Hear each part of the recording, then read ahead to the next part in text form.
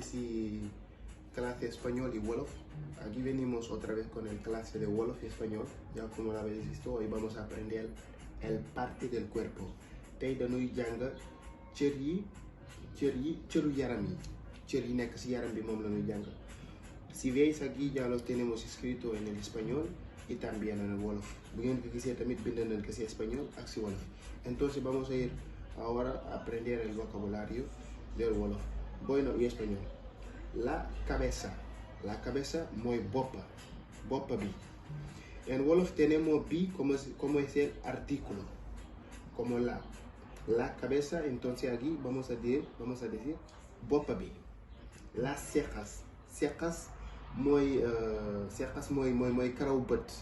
Comme man xaw ma si wolof exactement nan lañ koy wax, mais mooy karaw bët, xef yi na xef, genau. Yeah.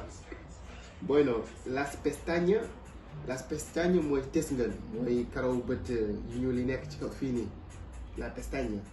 Los ojos mooy bët bi. Ojos fii plural la.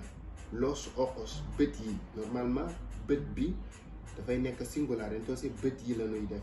Vamos a escribir yi, bët yi. Si vemos aquí el frente mooy ji, la mejilla. La mejilla mooy lex. La cara mooy kanam. El pecho mooy dënn. El ombligo mooy jumbax. La cadera, o podemos decir también, mën nañu wax tamit, la cintura mooy ndigga. ¿Ya? Muévete la cintura. Hay una baila que es muy conocida aquí en España que dicen muévete la cadera.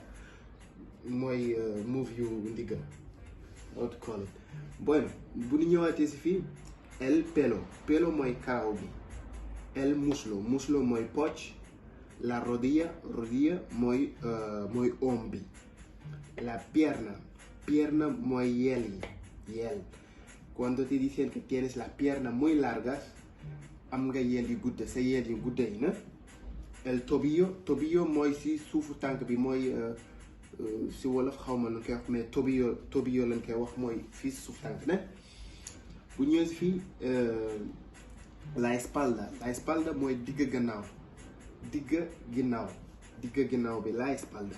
La nuca mooy doqa bi. El nariz mooy bakkan, el nariz o la nariz, yo creo que el nariz.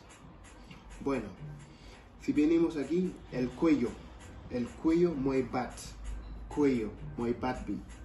El codo mooy coyanta. El dedo mooy baaraam, benn baaraam. El mano mooy loxo. Si vemos aquí otra vez el dedo, porque lo he escrito dos veces, codo y dedo mooy baaraam. Bueno, vamos a ir más porque aún